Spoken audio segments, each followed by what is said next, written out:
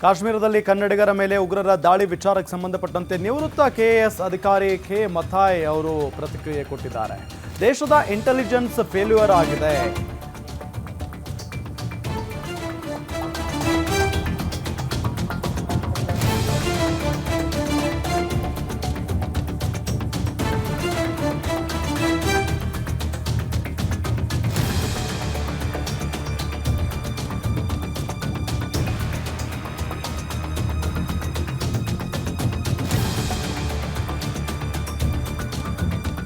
ಕೇಂದ್ರದಿಂದ ಮೃತರ ಕುಟುಂಬಕ್ಕೆ ಪರಿಹಾರಕ್ಕೆ ಆಗ್ರಹಿಸಿದ್ದಾರೆ. 370 ತೆಗೆದ ಬಳಿಕ ಸೆಕ್ಯೂರಿಟಿಗೆ ಮಹತ್ವ ಕೊಡಬೇಕಾಗಿತ್ತು. ಕಾಶ್ಮೀರದಲ್ಲಿ ಗ್ಯಾರಂಟಿ ನ್ಯೂಸ್ಗೆ ನಿವೃತ್ತ ಕೆಎಎಸ್ ಅಧಿಕಾರಿ ಮಥಾಯ್ ಅವರು ಹೇಳಿಕೆಯನ್ನ ಕೊಟ್ಟಿದ್ದಾರೆ. ನಮ್ಮ ಪೊಲಿಟಿಕಲ್ ರಿಪೋರ್ಟರ್ ದುರ್ಗೇಶ್ ಅವರು ಮಥಾಯ್ ಅವರನ್ನ ಮಾತನಾಡಿಸಿದ್ದಾರೆ. ಈ ಸಂದರ್ಭದಲ್ಲಿ ಅವರು ಏನು ಮಾತನಾಡಿದ್ದಾರೆ ನೋಡೋಣ ಬನ್ನಿ.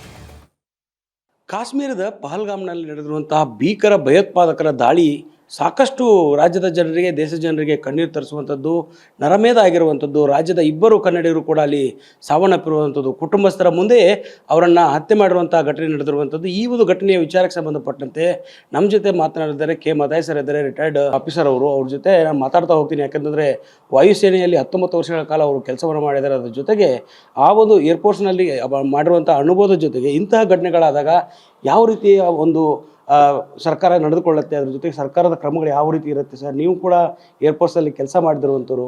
ಇಂಥ ಘಟನೆಗಳು ಮೊದಲೇನಾಗಿಲ್ಲ, ಆದರೆ ಇವತ್ತು ಹಿಂದೂಗಳನ್ನೇ ಟಾರ್ಗೆಟ್ ಮಾಡಲಾಗ್ತಾ ಇದೆಯಾ? ನಿಮ್ಮ ಫಸ್ಟ್ ರಿಯಾಕ್ಷನ್ ಏನು ಸರ್ ಇದ್ರ ಬಗ್ಗೆ?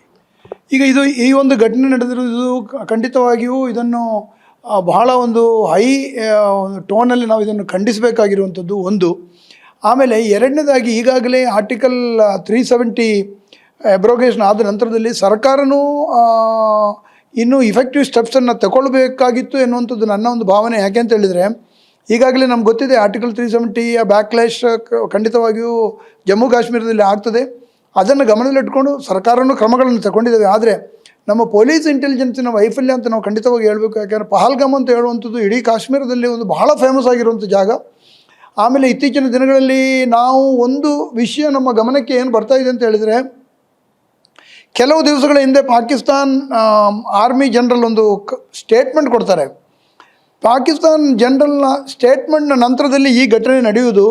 ಆ್ಯಕ್ಚುಲಿ ಸರ್ಕಾರ ಆ ಸಂದರ್ಭದಲ್ಲಿ ಎಚ್ಚೆತ್ತುಕೊಂಡು ಇಂಟೆಲಿಜೆನ್ಸ್ ಏಜೆನ್ಸೀಸ್ಗಳನ್ನು ಖಂಡಿತವಾಗಿಯೂ ಅವರನ್ನು ನಾವು ಬಳಸಿಕೊಂಡು ಇಂಟೆಲಿಜೆನ್ಸ್ ನಾವು ಸ್ಟ್ರಾಂಗ್ ಆಗಿ ಮಾಡಬೇಕಿತ್ತು.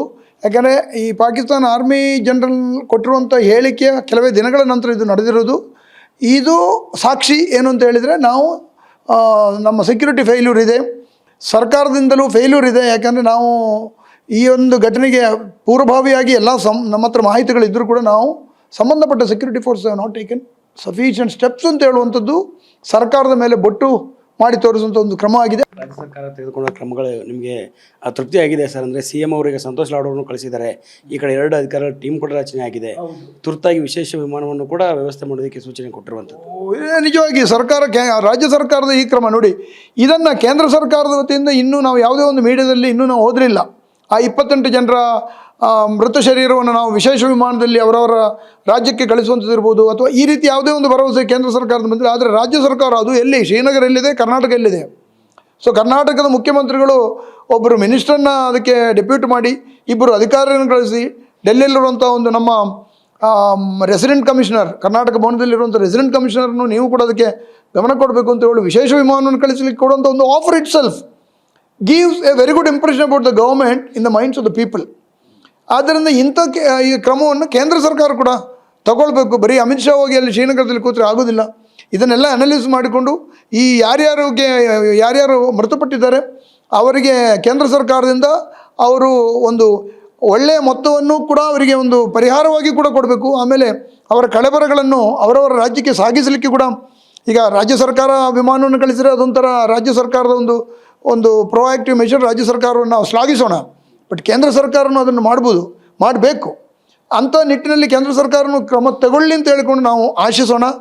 ಆಮೇಲೆ will expect a news to come from the central government on this.